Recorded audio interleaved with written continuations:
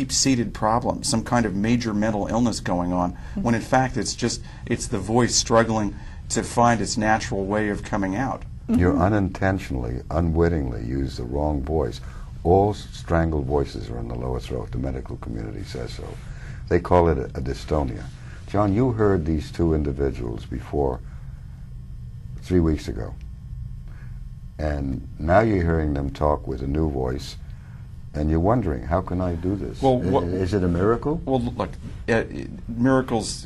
This is not a miracle. This is a systematic attempt to counter-condition bad voice habits. And you found, Nancy, yourself, that undoing the habit is a complicated process in the sense that the old habits don't die easily. But at the same time, when you remain focused on undoing the habit by following the techniques, it goes away. Now, I was talking to an editor at the New York Times, this was just a few days ago, and I said that it's interesting how your paper publishes reports on a very serious condition called spasmodic dysphonia. He said, well, refresh me with that. I said, that's when your voice is strangled. I said, and your editors have published reports in your paper just a little over a year ago where you said that Botox is giving patients with spastic vocal cords back their voices. And I told him, it's not giving them back a natural voice, it's giving them back a Botox voice.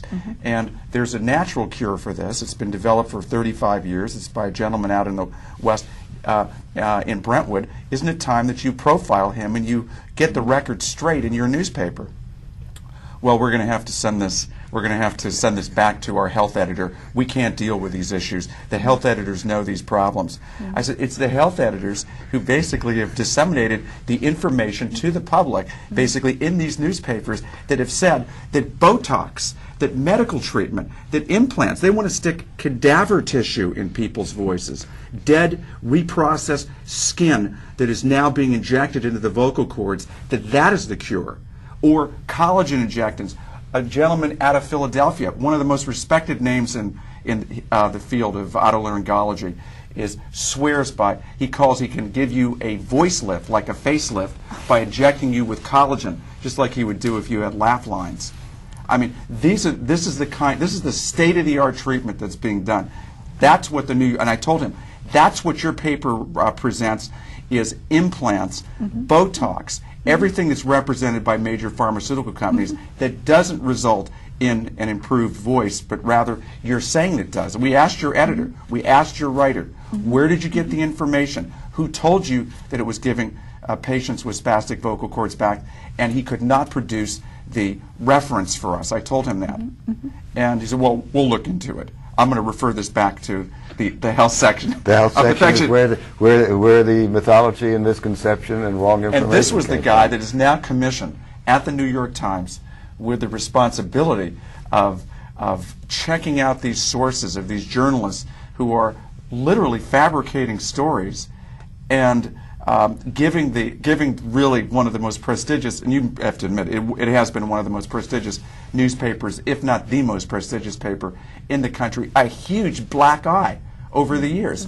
They have had black eye after black eye, and that Jason Blair, who fabricated those stories on the Beltway assassin, we know that this story that came out in the Science Times, which is supposed to be based on scientific fact, medical information, we know that it was fabricated because where's the source? Who told him that Botox was giving? You're living proof that Botox does not give you back a natural voice. Well, you know what's frustrating about all this? Name of the program is Miracles Do Happen. The thing is, this is so simple.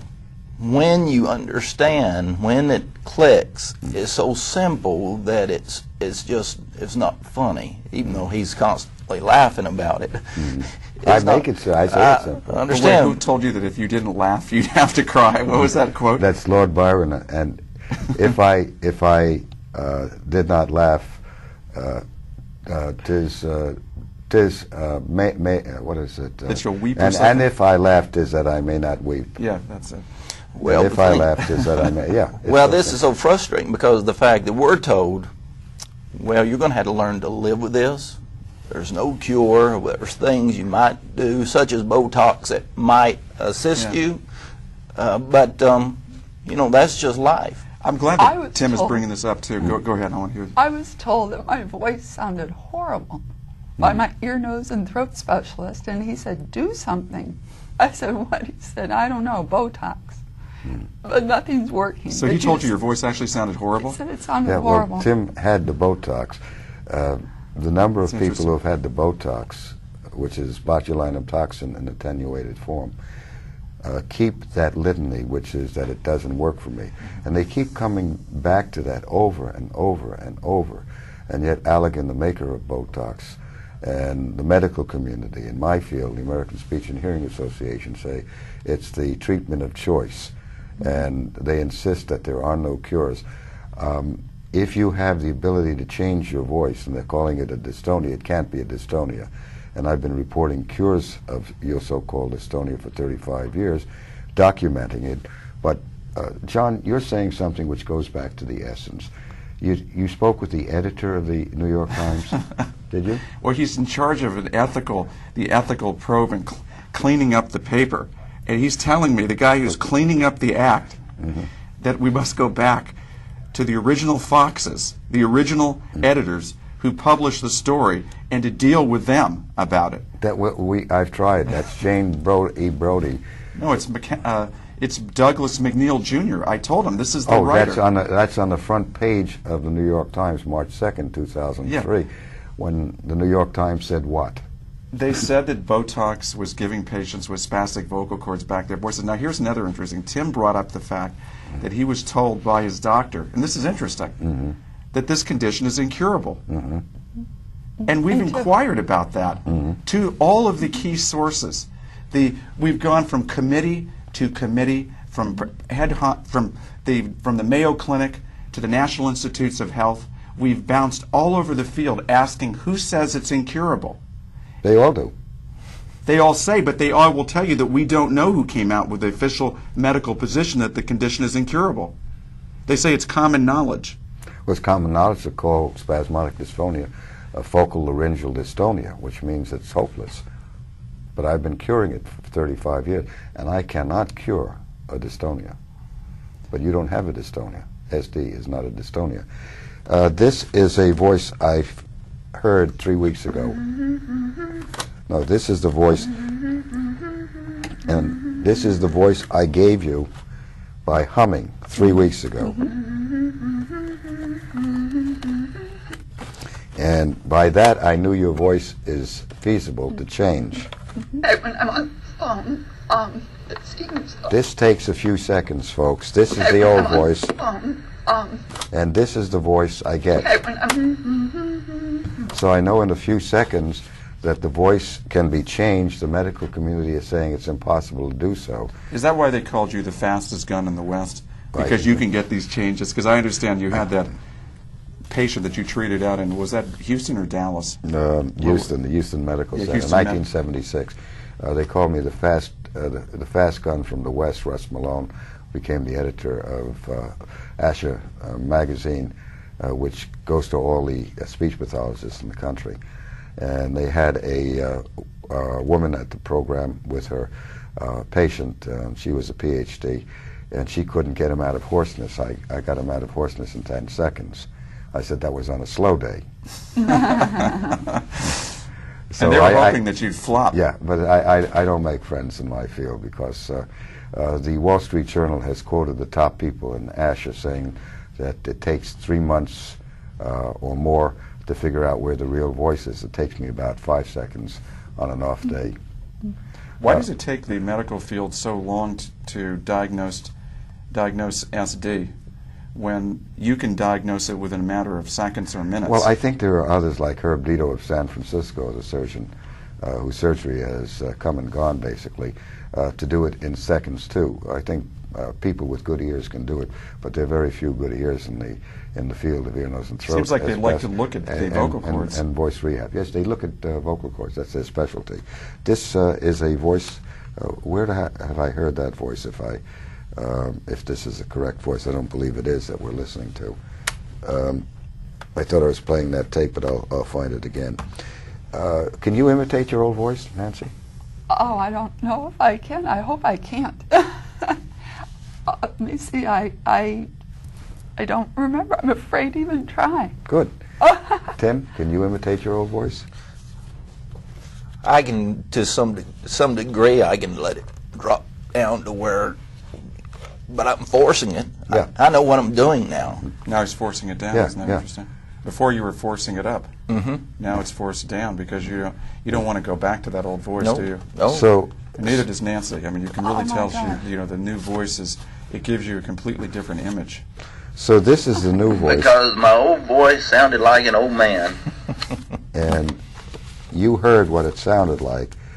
This is your old voice, The last 3 Botox injections were not effective at and you say it's simple to change?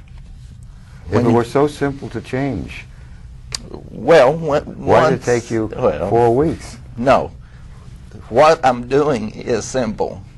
Changing is hard. Yes, changing is I hard. wish Tim could listen to the voice of the announcer for the Los Angeles Dodgers. He's a Hall of Fame announcer named Vin Scully. I believe he's over 80 years of age. He's an old man by anybody's standards.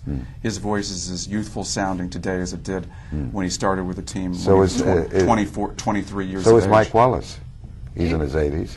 You asked me if I could imitate my old voice. I can tell you that I answered the telephone and someone told my husband that his mother had said such and such, referring to me. I was horrified that I sounded old enough to be my husband's mother. I talk, my voice. That's your old voice. My husband's mother. It is a geriatric sounding voice. So, John, what do you want to say? Boy, it's interesting. We had a patient in here, and she had a very badly geriatric voice, and she was a very vain woman who had plastic surgery, and she was a very presentable Beverly Hills kind of type. And we said to her, I mean, you spent all this money on plastic surgery. I mean, to look gorgeous, you look fantastic. And I said, what about your voice that, makes you, kind of belies all of the work that you've done on yourself? Wouldn't you like to work on that? She never came back. Why didn't she come back? She has a voice image and voice identity. They all have it. And they fight against changing it. And that's the psychological, social problem that has to be overcome. The way I overcome it is I put them in a room and let them work at it till they get accustomed to new sound. You cannot intellectually change them. You can only let them work at it till they get the feel of the voice in the face, relieves the tension in the lower throat, takes the pressure off the lower throat, stops the eye spasms that you had, Nancy, I had eye spasms. and the lower I throat had spasms. Courting. Right. Gurgling of your stomach, I had reversal from the breathing.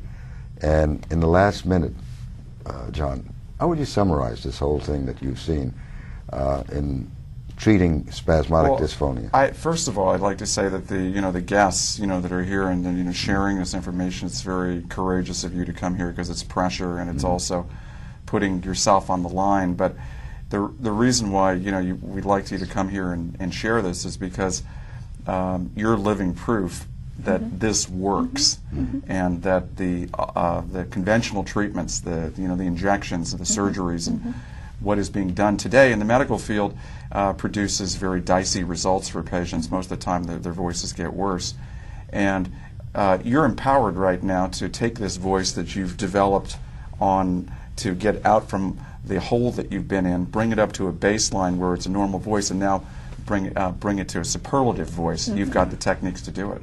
Thank you very much, folks, for joining with me.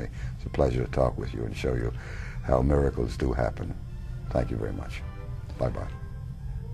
It's funny because they would regard this as a miracle, but this is not a miracle. This is basically, this is something that is predictable. Excuse me. Great time. Somebody's calling us right now. What the interesting aspect is that spasmodic dysphonia is not hopeless. It's not incurable. It's curable. But the medical community will not give up its paradigm or its Botox shots and surgery. We're getting called right now. I mean, it's just, Just immediately, the phone lines are lighting up. They already heard the show, and now we're getting a call.